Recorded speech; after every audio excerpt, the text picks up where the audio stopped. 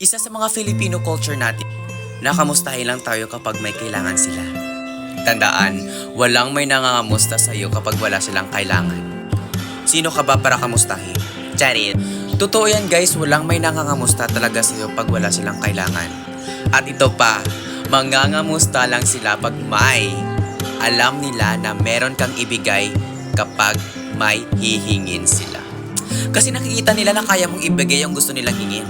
At mga matatalino yan, hindi yan magme-message sa'yo kung alam nila na wala ka. At hindi yan mangangamusta kung wala kang pera. Yan ang totoong Pilipino.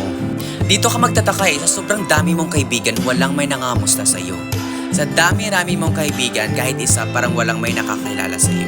So parang yan ang tinatawag natin ang the power of money. Wala kang kaibigan kung wala kang pera.